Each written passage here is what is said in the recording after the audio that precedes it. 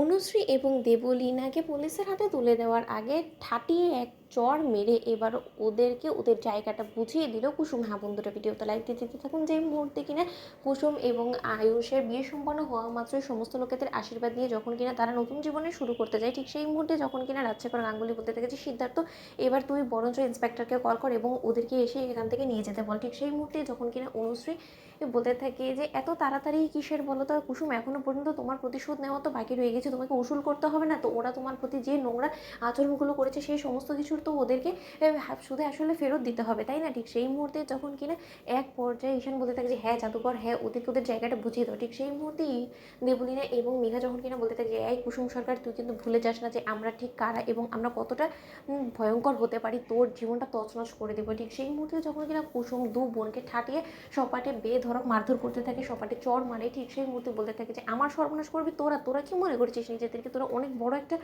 Mafia চক্র হয়ে গিয়েছিস? তোদের মতন মাফিয়া চক্রদেরকে না এই কুসুম সরকার এরকম চুটকি বাজিয়ে শেষ করে দিতে পারে। এখনো পর্যন্ত কিন্তু তোরা কোনো কাজই সফল হতে পারিস নি। যতবার চেষ্টা করেছিস গাঙ্গুলি পরিবারের উপর আক্রমণ করার, কোনোবারই কিন্তু সাকসেসফুল হসনি।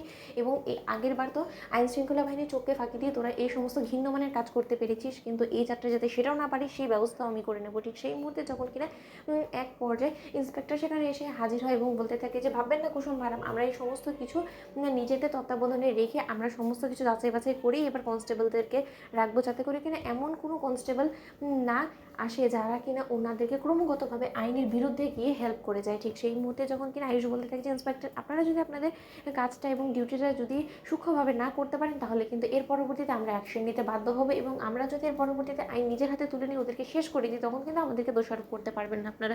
ঠিক সেই মুহূর্তেই যখন ইন্সপেক্টর বলতে থাকে যে আপনারা আপনাদের নতুন দাম্পত্য জীবনের উপরে মনোযোগ দিন এবং তার পাশাপাশি আমার শুভকামনা রইল আপনাদের নতুন জীবনের জন্য, এবং ওনাদেরকে নিয়ে একদম ভাববেন না। অন্যদিকে দেবলীনা যখন হাসতে থাকে এবং বলতে থাকে যে এই সামান্য পুলিশরা আমাদের কি করবে, আমাদের কিচ্ছু করতে পারবে না, আজ অব্দি কেউ আমাদের গায়ে একটা আজও আনতে পারেনি, এবং তার থেকেও বড় কথা আমাদের বড় বড় শাস্তি ব্যবস্থা করবে তুমি, সামান্য একটা কাজের মেয়ে। ঠিক সেই মুহূর্তে কুসুম বলতে থাকে যে কাজের মেয়ে বলে আমাকে একদম অপমান করতে যাবেন না। আমার দুটো পরিচয়, সেটা হলো গিয়ে গাঙ্গুলি গ্রুপ অফ কোম্পানিজের ব্র্যান্ড অ্যাম্বাসেডর, এবং আমার নতুন পরিচয় আমি গাঙ্গুলি বাড়ির বড় বউ আয়ুষ্মান গাঙ্গুলির স্ত্রী, এবং সেই হিসেবে আমার শ্বশুর বাড়ির প্রত্যেকটা সদস্যকে আমার রক্ষা করার সম্পূর্ণ দায়িত্ব কর্তব্য, এবং সেই সমস্ত কিছু আমি খুব ভালো করেই জানি যে কী করে করতে হবে, এবং আপনাদের মতন কুৎসিত লোকেরা যাতে তাদের উপরে হাতও না লাগাতে পারে সেই ব্যবস্থাই আমি করব। এবার আপনাদের খেলা শেষ, এবং যতবারই ভয়ঙ্কর রূপ ধারণ করে আপনারা ফিরে আসুন না কেন, কোনো মতে আপনারা যাতে আর সফল না হন, এবার সেই ব্যবস্থাই আমি করব। অন্যদিকে রাজশেখর গাঙ্গুলি বলতে থাকে যে আমার তোমার উপরে সম্পূর্ণরূপে আস্থা আছে, এবং